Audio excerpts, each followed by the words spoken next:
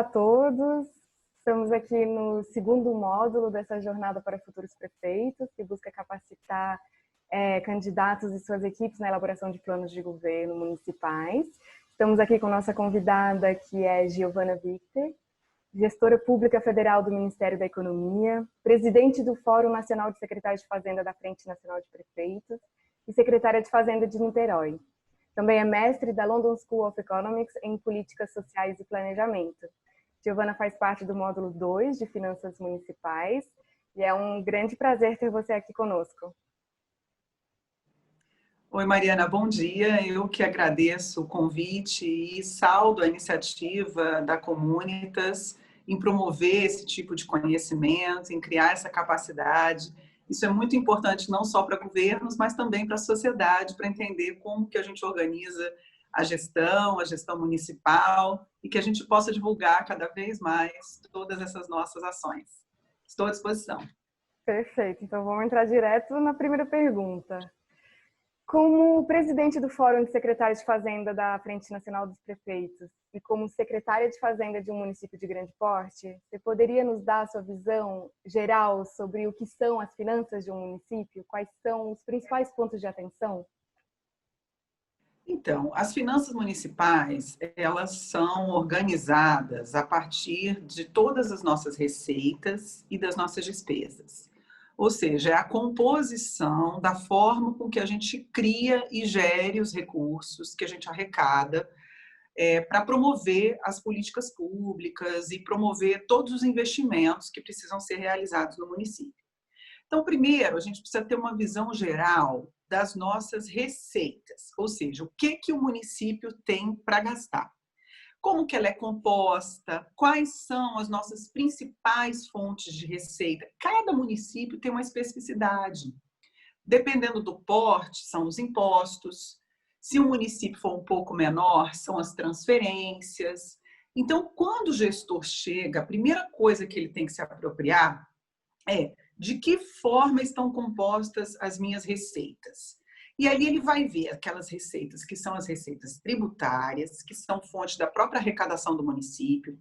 Os principais dos municípios são o ITBI, que é aquele imposto sobre a transferência dos bens imóveis, o IPTU, que é o imposto patrimonial territorial, o imposto sobre serviço, que é o ISS, e temos também municípios que o ITR tem alguma importância também. Não é o caso nosso de Niterói, mas em muitos municípios o ITR tem uma importância, que pode ser recolhido, enfim, o ITR tem uma especificidade, apesar de pertencer à União, o município pode recolher. Mas, então, a primeira coisa é o seguinte, olhar para as nossas receitas tributárias. Como que eu estou arrecadando cada imposto? Se tem algum imposto que tem uma oportunidade de melhoria?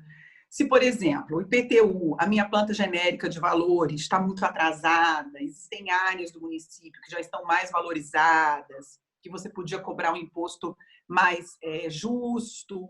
O princípio da cobrança do imposto, né, Mariana, é a justiça tributária, que todos nós possamos contribuir para o financiamento da cidade de uma forma equalitária, não igual, mas equalitária. E, do ponto de vista do imposto territorial urbano, né, isso está muito associado à qualidade urbana onde está inserido aquele imóvel, a quantidade de serviços públicos que é aplicado naquela região. Então, primeiro olhar genérico é sobre de que forma é composta a minha receita, qual é a importância da minha receita tributária, que eu arrecado diretamente no município.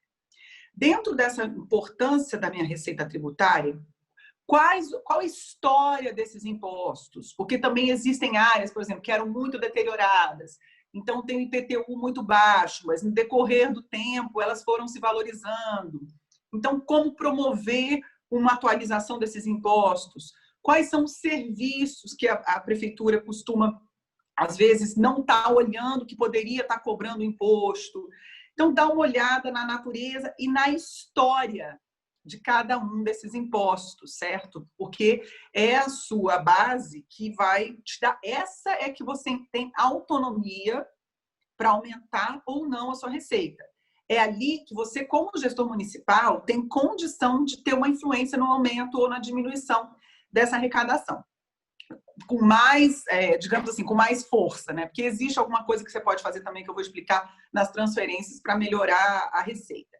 Mas então, essas são as receitas tributárias. Existem também, e para muitos municípios elas são muito importantes, as transferências.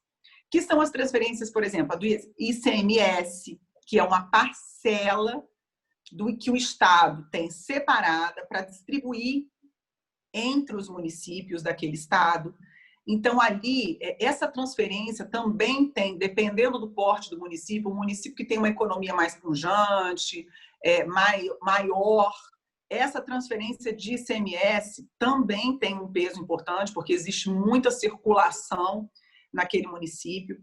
E ali, apesar de ser uma transferência, há uma possibilidade de atuação, desde que haja uma fiscalização atenta, de se identificar se todas as operações de circulação de bens e mercadorias estão sendo declaradas corretamente ao fisco estadual, aí você consegue também melhorar um pouquinho a sua participação, porque é um bolo ali que o Estado divide entre todos os municípios, e esse índice é composto de acordo com a circulação de bens e mercadorias que acontece naquele município. Então, se você ficar atento e fiscalizar se todos estão declarando corretamente, aonde estão sendo realizadas essas operações, a gente consegue aumentar um pouquinho esse índice. Eu digo isso porque aqui em Niterói a gente conseguiu um aumento significativo no repasse do ICMS, a despeito dele estar decrescendo muito no estado do Rio de Janeiro, nós tivemos um aumento de quase 5% do ano passado para esse ano, apesar da crise, apesar da pandemia, só fiscalizando a forma com que as empresas declaram aonde as mercadorias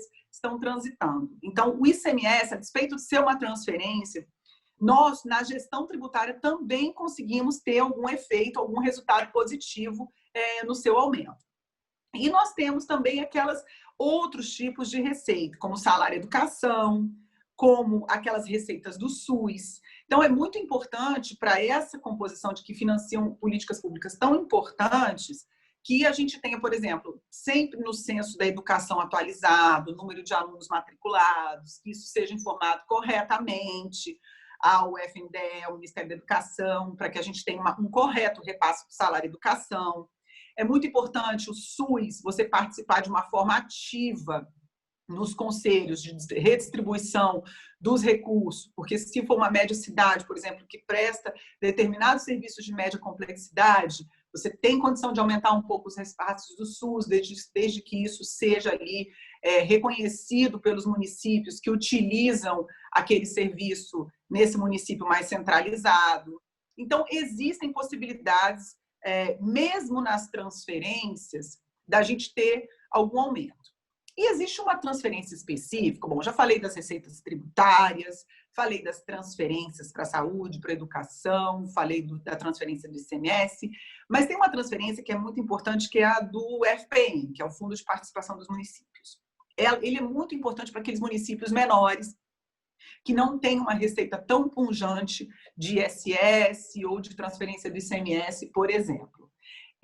A natureza desse fundo, ele é uma natureza compensatória, onde a União, o Estado brasileiro, opta por fazer um resgate, um apoio àqueles municípios que têm alguma dificuldade de se financiar sozinho, digamos assim, de forma autônoma.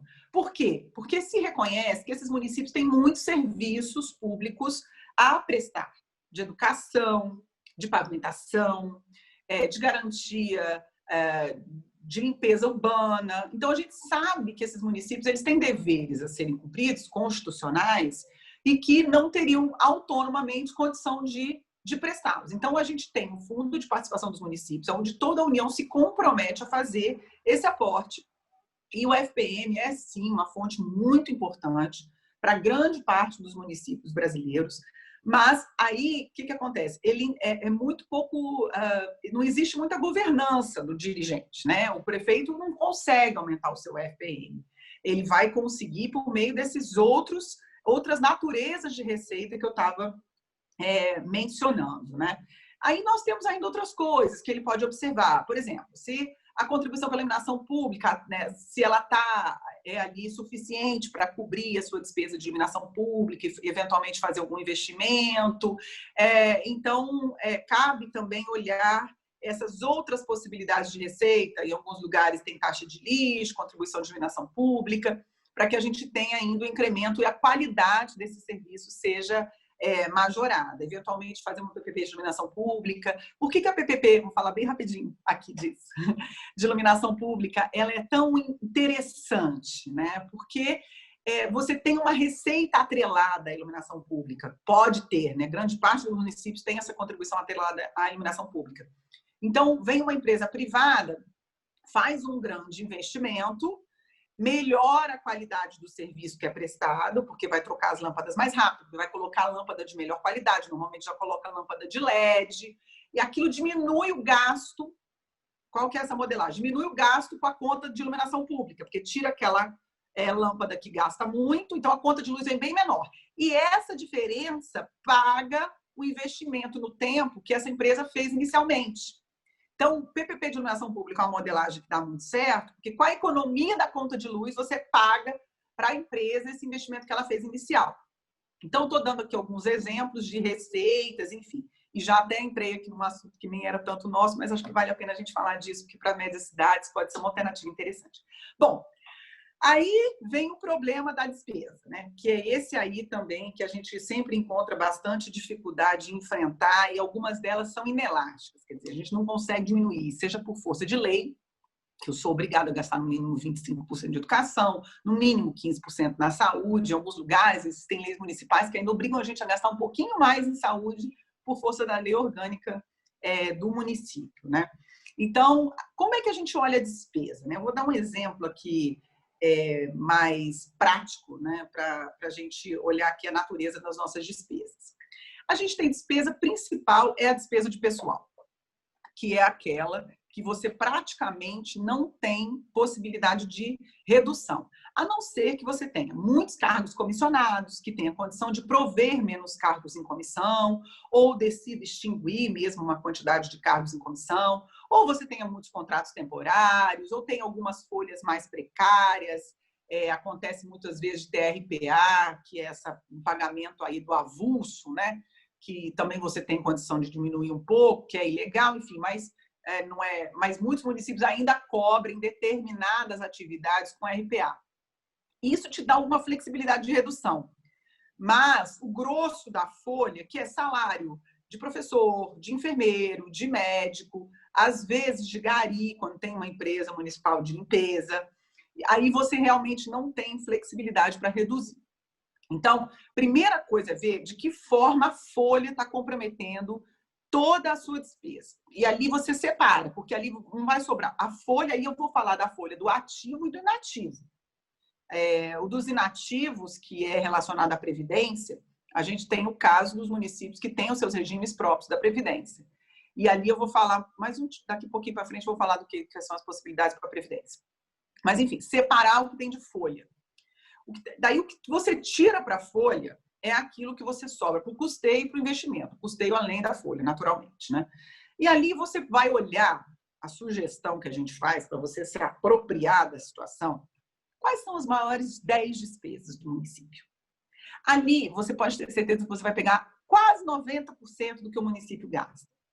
Porque as 10 maiores despesas são o contrato do lixo, é o contrato da merenda, é o contrato, às vezes, da pavimentação, é o contrato de fornecimento de medicamentos, ou de soro, porque aí tem medicamento, dependendo da complexidade da rede, tem medicamento de atenção básica, tem medicamento de atenção mais complexa, que são dos hospitais. Então, você vai pegar 10 maiores despesas e ali você vai ver o que tem aqui que a gente pode diminuir. Tem, às vezes, de equipamento, aluguel de carro, de caminhão, de carreta, de coisa de limpar, de patrola ali, né, de passar em estrada de terra.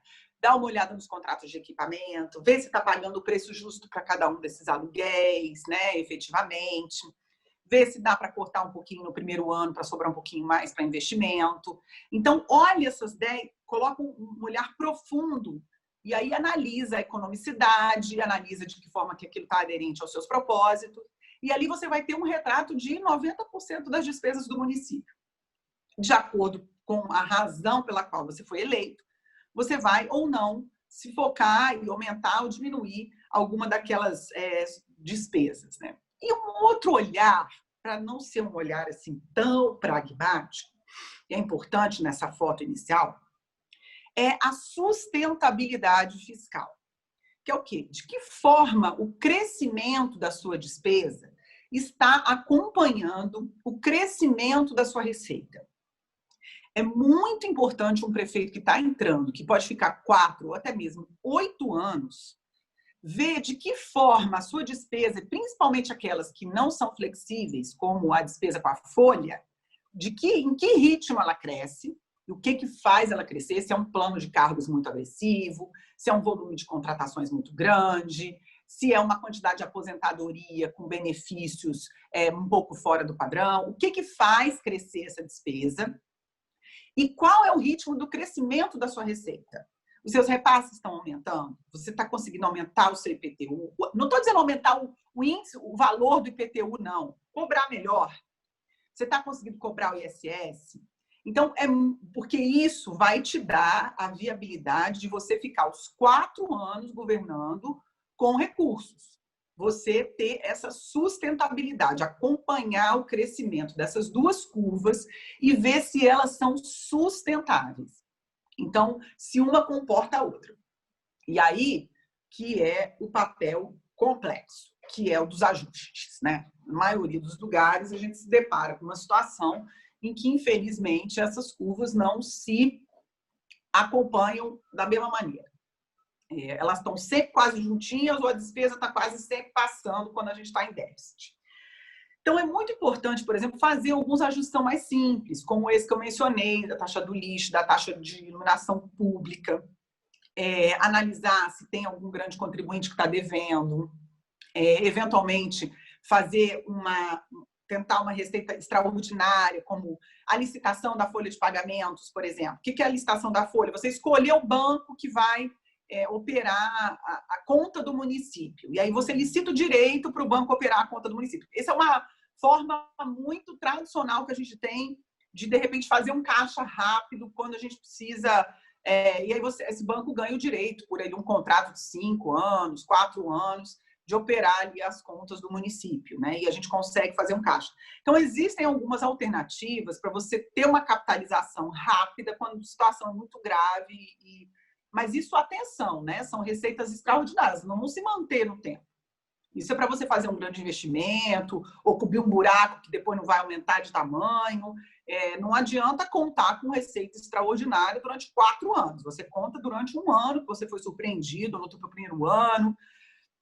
De fato, o primeiro ano é o ano de se fazer ajustes na despesa, né? E como é que a gente tem essa oportunidade logo na chegada? Primeiro é conhecer, por exemplo, a folha de pagamentos, que é uma despesa normalmente muito alta, fazer ali um cadastramento dos ativos, conhecer quem são os seus funcionários, chama para bater uma foto, fazer um cadastro, ajustar quais são os dependentes, as idades dos dependentes. Isso é até importante depois para uma análise atuarial da previdência do seu município. Você ter um bom retrato dos seus servidores na ativa. Porque depois esses servidores vão se aposentar, é importante você saber as idades dos filhos, quantos têm viúvas e etc. Então, é interessante também a gente ter uma forma, né? E aí, fazendo essa auditoria e esse cadastro de ativos e inativos, a gente já consegue dar uma filtradinha ali alguma despesa da folha. Existem formas mais agressivas, tipo fazer uma auditoria na folha mesmo, que é uma coisa importantíssima. Você verificar se todas as rubricas são compatíveis, se as leis que estão pagando aqueles benefícios ainda estão vigentes, porque, às vezes, no decorrer do tempo, vão se acumulando algumas questões e vão passando, e é importante, inclusive, do ponto de vista da legalidade para o gestor, para ele não correr o risco de estar pagando alguma coisa que não tem um fundamento legal. Aconteceu até isso aqui. Um gestor anterior a gente da Previdência Social, do nosso Instituto da Previdência, pagava um benefício que, quando ele assumiu a Previdência do município, a empresa de Previdência, já se pagava. Então, ele simplesmente continuou pagando e depois o Tribunal de Contas do Estado realmente demonstrou que aquele pagamento não tinha um fundamento legal e ele foi responsabilizado num valor altíssimo sem ter tido má fé. entendeu? Então, é muito importante fazer essa auditoria sobre os fundamentos da despesa de folha. E outras coisas que aí eu vou falar um pouquinho mais para frente, que é a adequação dos contratos àquilo que se pretende fazer no município. Mas a visão geral é essa, entendeu? É receita, é a história da tua receita e aqui a história da tua despesa, focando nas maiores, porque também se a gente for entrar em cada filigrana, é difícil, não vai chegar naquilo que realmente importa, e a sustentabilidade, a compatibilização desses dois mundos. Excelente, Giovana. Acho que é um grande panorama desse mundo que são as finanças municipais. Agora, será que você poderia falar um pouco mais dessa questão de municípios vivem esse quadro de escassez, né, imposto pela dificuldade de financiamento e também agravado ainda mais pela crise da pandemia atualmente. Então, quais dicas você daria sobre como organizar esse quadro de cobertor curto, né? O que fazer? Então, Mariana, e agora no ano que vem, então, os novos dirigentes vão encontrar uma situação dramática nas prefeituras, porque com a pandemia, as despesas das médias cidades, daquelas cidades um pouco maiores, aumentaram muito, eram despesas imprevisíveis, então a gente acabou que teve que tirar de outros lugares e aportar na área da saúde e também nas questões sanitárias e compensatórias. Então, realmente, a situação que vai ser encontrada vai ser uma situação de muita escassez. Então, por que essa hora do plano de governo, da construção de um projeto, ele é tão importante? Porque é a hora que vai se fazer o planejamento. E você vai conversar com o eleitor, conversar com o cidadão e dizer para que você vai ser eleito. Estabelecer ali quais serão as suas prioridades. Olha, eu vou ser eleito para abrir uma UPA que está pronta há 8 anos e não foi aberta ainda. Ou eu vou ser eleito porque eu vou revitalizar a região tal. Eu vou ser eleito porque eu nunca mais vou deixar faltar professor ou faltar merenda dentro do colégio. Então, você vai criar, nesse momento, o teu acordo com seus eleitores. E ali você já começa a construir o seu plano de governo. E vai ali estabelecer o seu planejamento de ações para os 4 anos que vem pela frente. É importante esse diálogo franco no momento da eleição, porque as pessoas estão cansadas de estelionato eleitoral, como as pessoas dizem. Então, você promete... A gente já teve em Niterói, no meio da maior crise fiscal do Estado do Rio de Janeiro, 2016, que o Estado não pagava folha de salário, um candidato a prefeito que prometia o metrô embaixo da Baía de Guanabara, gente, entre o Rio de Janeiro e Niterói. Você acredita nisso, Mariana? E isso acontece mesmo. Agora, tudo bem, né? Quem se eleger assim, tudo bem, não vai conseguir construir, né, o metrô embaixo da Baía de Guanabara. Mas, enfim, qual que é o importante? É perceber o que a população precisa, ouvir a população, construir um plano. E aí a importância do planejamento. Por quê? Porque você diz o que você vai fazer.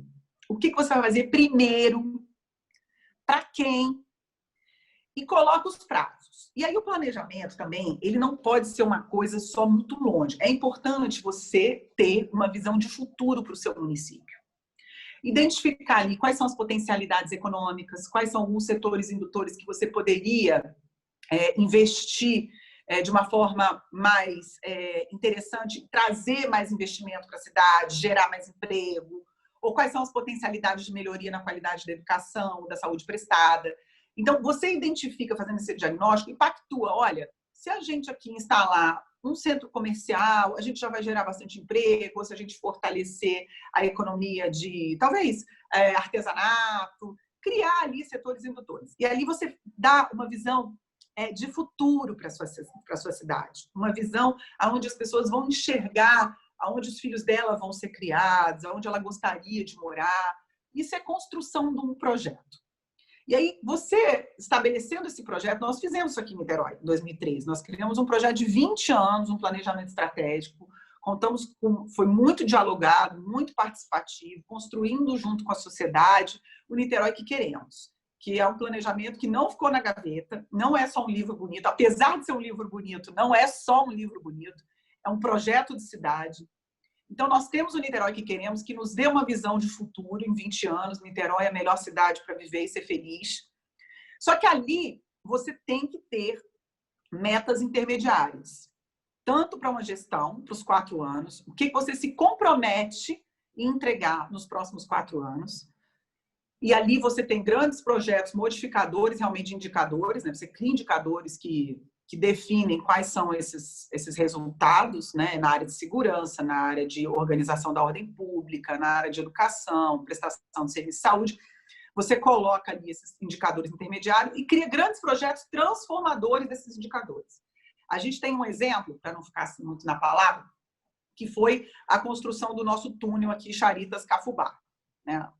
A gente teve um túnel que estava há 40 anos, se sonhava que integrava a zona sul da cidade, a região das praias, porque Niterói tem uma pequena serra que separa as praias da Bahia, que é onde fica Icaraí, centro, a região mais adensada, e a zona norte, e aí tem uma serrinha que dá para as praias, aquelas praias lindas, Itaipu, Itapatiara, que são praias oceânicas. Então, esse túnel fura essa pequena serra. E há 40 anos se falava nesse túnel. Então, quando a gente criou o planejamento estratégico de 20 anos, uma das metas de 4 anos era a construção do túnel para redução do tempo de deslocamento casa-trabalho. Porque um dos problemas era o trânsito, era o tempo de deslocamento, a pessoa tinha que se circundar toda essa serra para chegar nessa região da cidade. Então, o que se fez? Fez um projeto de redução do tempo de deslocamento casa-trabalho. Então, o túnel corroborou para a gente chegar a esse indicador que é menos minutos nesse deslocamento. Então, como esse, a gente teve outros momentos, outros indicadores, né, que levavam à consecução desses objetivos de 4 anos. Só que ninguém chega em 4 anos sem chegar em 1 ano. Então, todo ano nós temos as nossas metas. E por que isso é importante? Cada secretaria tem 3, 4 metas. E a gente faz reuniões trimestrais, onde o prefeito monitora o andamento de cada uma daquelas metas com todos os secretários, cobra, faz a coordenação, organiza o governo. Isso é importante de várias maneiras. A primeira, porque você já estabelece essas metas que convergem para os seus objetivos estratégicos de médio prazo. Segundo, que mesmo que haja alguma modificação de secretariado, trocou um secretário, ou ele mudou de posição, ou ele saiu para ser vereador, e etc., voltar para ser vereador, o secretário que senta na cadeira já sabe exatamente qual é a missão dele. Ele tem a relação do que ele tem que entregar naquele ano. Então, a equipe já está mobilizada para aquilo, você já selecionou os projetos para chegar àquelas metas. Então, e por que isso é importante? Isso é importante para a gestão e é importante para o diálogo com a sociedade. Porque a sociedade hoje, Mariana, com essas cobranças pela internet e redes sociais, que são legítimas e a gente, como governo, tem que ouvir, elas chegam de todo lado. Então, se você não tem um planejamento do que você vai fazer primeiro, você fica igual um peru e não faz nada. Igual um peru da véspera do Ação de Graças, andando para lá e para cá. O que você tem que fazer é conversar com a sociedade e dizer, eu estou fazendo isso agora porque está no meu planejamento. E essa tua solicitação eu vou fazer depois. Os meus recursos são escassos, eu tenho que distribuir a utilização dos meus recursos no tempo. Então, você constrói com a sociedade o seu planejamento e ela te dá um pacto de governo também, que não é só o pacto da eleição. Era mais ou menos isso que eu queria falar, sobre a questão do planejamento e o que fazer primeiro. Excelente, excelente. E agora, eu queria saber um pouco mais, na sua visão, quais são os instrumentos de gestão que são imprescindíveis para os prefeitos e equipes, né? Está tudo planejado, como é que executa? Quais são esses instrumentos? Como fazer isso, né, Mariana? Olha só. Isso é muito interessante, né? A gente, na ciência política, quando estuda políticas públicas, você sabe bem, a gente diz que a implementação é o elo perdido da política pública. Porque, às vezes, você consegue aprovar uma lei ou consegue fazer o planejamento, mas na hora de tirar do papel, os governos têm muita dificuldade. Então, eu queria tratar aqui de 3 temas de implementação que eu acho que são absolutamente fundamentais para a gente chegar aos objetivos planejados. O primeiro é a questão da tecnologia da informação. É imprescindível que você tenha sistemas que garantam informações e dados que sejam confiáveis, que as decisões sejam tomadas e todos os passos sejam feitos dentro de sistemas informatizados, que eles sejam integrados e que eles possam ser abertos para a sociedade conhecer os dados. Então, quando a gente assumiu aqui em 2013, parece inacreditável, mas a gente não tinha nenhum sistema de execução orçamentária e financeira, a gente não tinha nem os saldos dos orçamentos num sistema. Então, a gente dizia, o empenho vinha só no processo, não sabia nem se tinha saldo dentro daquele programa de trabalho ou não para executar uma despesa. Então, a primeira coisa foi colocar todo o sistema orçamentário e financeiro dentro de um sistema. Quando algum órgão precisasse gastar, faria uma reserva anterior ao empenho. Essa reserva, então, seria aprovada e ali se transformaria no empenho.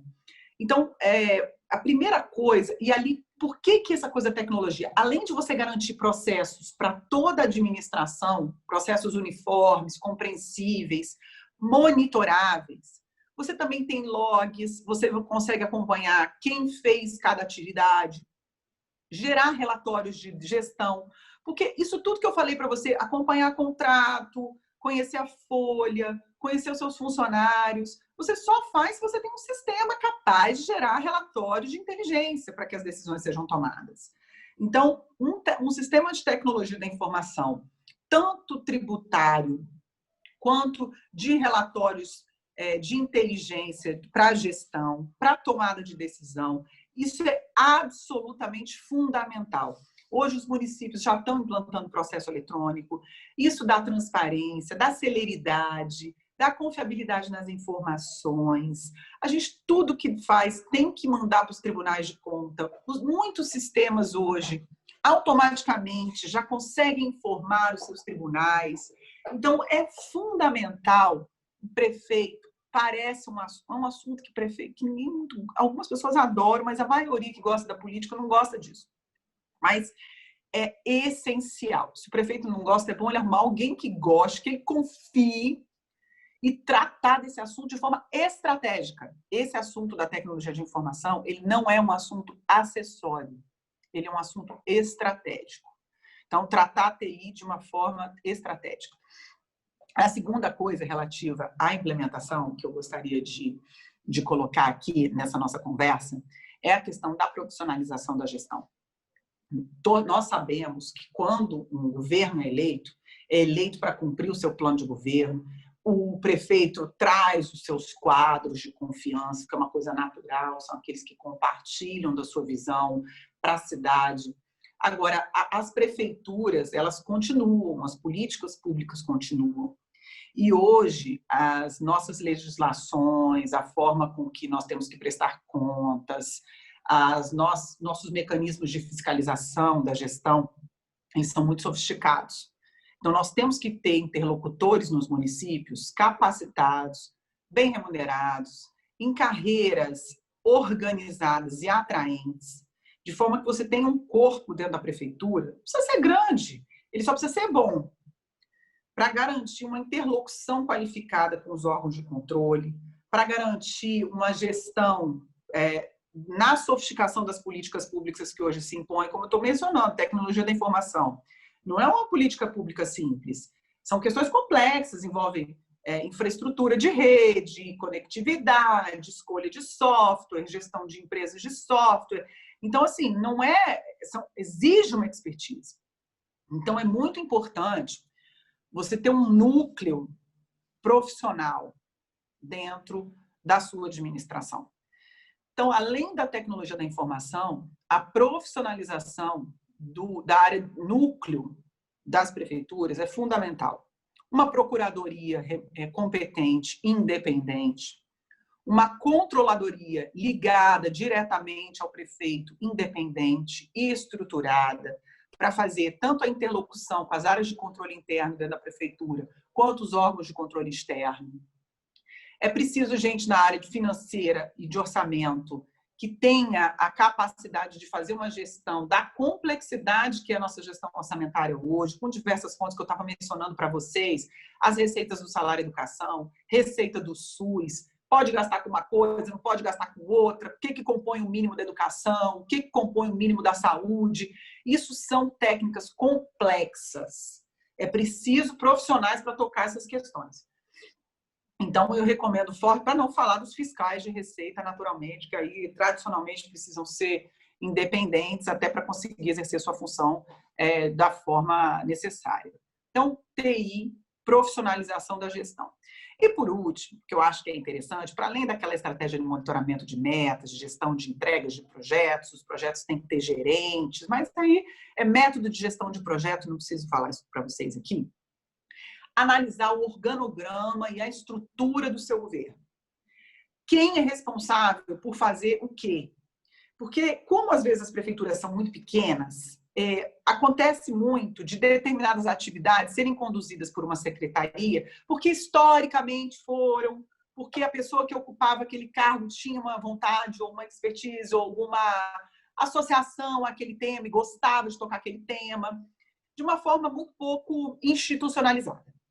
Então, recomendo o prefeito também, quando for olhar a cara de sua gestão, que analise quais são as secretarias, o que cada secretaria faz, quem que é responsável por gerir a questão da TI, quem que é responsável por organizar o trânsito, quem faz quebra-mola, quem sinaliza a cidade. São questões que, às vezes, ficam ali meio numa zona cinzenta e acaba que ninguém entrega. E quando dá um problema, também ninguém sabe quem foi o responsável. Então, muito importante organizar a estrutura organizacional do seu governo. Quem faz o quê?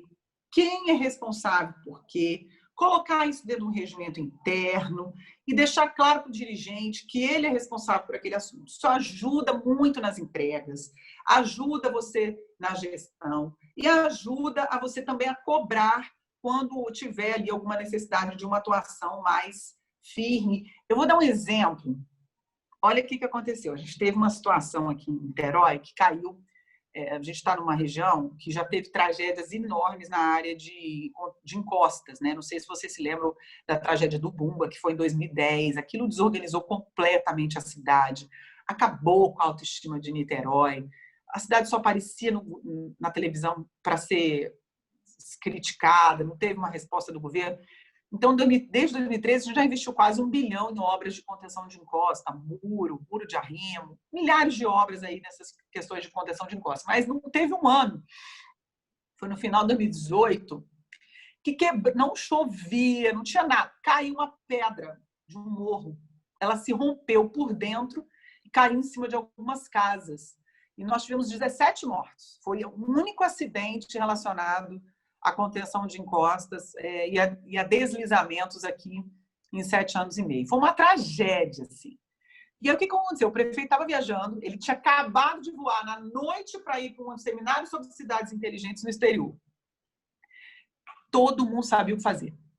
A gente tinha um secretário de Defesa Civil, a gente tinha um protocolo, a gente sabia exatamente o que cada um tinha que fazer. Quem assumiu a coordenação do resgate, da interlocução com as famílias, da identificação das famílias, quem tinha que montar a área que ia receber os familiares, todo mundo sabia o que fazer. A gente tinha um protocolo. O prefeito estava longe, ele voltou, do mesmo jeito que ele ligou o celular lá quando o avião dele pousou, ele pegou o mesmo voo, voltou. Mas quem continuou fazendo era quem já estava fazendo, que era o secretário de Defesa Civil, porque a gente tinha um protocolo. Então, isso foi um exemplo claro de que não pode ter barata voa, porque crises acontecem, igual a pandemia. Bom, para falar da pandemia, então. Então, crises acontecem. Então, é importante você ter estrutura organizacional e responsabilidade clara sobre quem é responsável por entregar o quê. Então, tecnologia da informação, profissionalização da gestão e uma estrutura organizacional competente e organizada. E, por último, a última coisa importante da implementação é acreditar nos dados. Os dados não mentem. Às vezes a gente não gosta deles, às vezes quando a gente lê, a gente fica de mau humor, tem que dormir de uma noite para outra para conseguir olhar aquela planilha de novo. Mas tem que olhar e tem que acreditar e temos que colocar a mão na massa. Não adianta ignorar. Problemas não se resolvem sozinhos. Problemas complexos exigem soluções complexas. por isso, todo esse arcabouço que eu estava mencionando é tão fundamental na gestão. Excelente, Giovana. Agora, você trouxe o caso de Niterói, né? Vamos falar um pouquinho mais de Niterói. Quando vocês assumiram em 2013, vocês encontraram a prefeitura em condições muito difíceis, né, do ponto de vista financeiro. Dívidas de longo e curto prazo com os fornecedores e prestadores de serviços essenciais. E isso pode acontecer com muitos novos futuros prefeitos. Então, quais dicas você daria sobre como começar e de onde partir? Pois é, o começo é muito dramático. E nessa gestão ainda vai ser pior, porque a fase de transição vai ser muito curta. Porque a eleição já vai ser em dezembro, né? 15 de novembro e 6 de dezembro. Normalmente, a gente tem que ter 2, 3 meses para fazer uma transição. Só que dessa vez, a transição praticamente não vai acontecer. Então, o que precisa ser feito é, assim, primeiro, em tese, os municípios já devem ter sistemas de transparência, páginas na internet com a transparência ativa. Então, em tese, a gente já tem um governo mais aberto do que a gente tinha, por exemplo, há 6, 7 anos atrás, quando a gente ainda não tinha a lei de acesso à informação, não tinha todas essas práticas de transparência, rankings de transparência como a gente tem hoje. Então, em tese, os governos eles já estão mais acostumados do que estavam antes em ter as informações organizadas, principalmente por causa, olha a importância da lei de transparência, a prática da transparência, né? Para além da lei, né? As práticas de transparência, até para a continuidade administrativa isso vai fazer diferença nesse momento. Mas, então, assim, como nós temos já em tese, né, uma situação de transparência mais organizada, a primeira coisa é olhar os grandes números, né, ver. E aí tem uma coisa gravíssima, Mariana, é que prefeitura não tem cheque especial. Se não tem dinheiro na conta, não paga salário. Quantas e quantas noites aqui eu fiquei sem dormir em 2016 aqui, porque foi aquele ano que o Brasil encolheu de tamanho, quase 6%. A inflação foi de mais de 7%. E a gente tinha que pagar os salários. E não tinha receita, a receita não vencia. Então, a gente juntava para pagar no final do mês. Olha, é uma situação muito complexa, muito difícil. Então, eu digo assim, o prefeito que assumir em dezembro, a primeira coisa que ele tem que fazer é pegar as contas e ver quanto tem no caixa, em cada fonte, para poder pagar o salário dia 2 de janeiro. Esse é o primeiro pânico. Foi o que aconteceu com a gente aqui em 2013. Juntando dinheiro no finalzinho de 2012 para poder pagar a folha dia 5 de janeiro de 2013. Imagina um prefeito novo entrar e logo no primeiro mês deixar de pagar a folha. Isso, gente, não vai ser uma coisa rara neste ano. Porque todo mundo raspou o tacho nas despesas com a pandemia e as receitas diminuíram muito. Os repasses, até para os pequenos municípios não está tão grave, porque as reposições que o governo federal tem feito de frustração de receita, para os municípios menores, têm sido mais generosas. Mas para os médios, os municípios acima de 80 mil habitantes, vão ter muita dificuldade. Então, eu diria assim, se eu fosse chegar numa cidade pequena, logo no final de dezembro, primeira coisa é levantar qual é a folha, como se paga, e ver se tem disponibilidade de caixa para alcançar aquela folha dia 3, dia 4 de janeiro. Segundo, é saber se existem informações, se essas informações da transparência, se elas existem e se elas são fidedignas. Em 2013, aqui, a gente teve muita dificuldade de descobrir quantos servidores a prefeitura tinha e aonde eles estavam lotados. Por isso que a gente precisou fazer aquele cadastramento que eu mencionei com vocês. Então, dá uma olhada nos cadastros de servidores públicos, se for necessário fazer um recadastramento para conhecer essa despesa aí importante, né? E daí, nesses primeiros meses, ir acompanhando o saldo diário das receitas, identificar que dia que entram as transferências principais, essas que eu estou falando com vocês, do Fundo de Participação dos Municípios e etc., e monitorando junto com os vencimentos dos seus principais contratos, renegociar com o fornecedor, Não vão ser raros os municípios que vão encontrar dívidas de curto e médio prazo com fornecedores de medicamento, com fornecedores de merenda, com fornecedores de serviços como de coleta de lixo ou de poda de árvores para iluminação pública. Não vão ser raros os municípios que vão encontrar dívidas com esses fornecedores. Aí, o que é importante?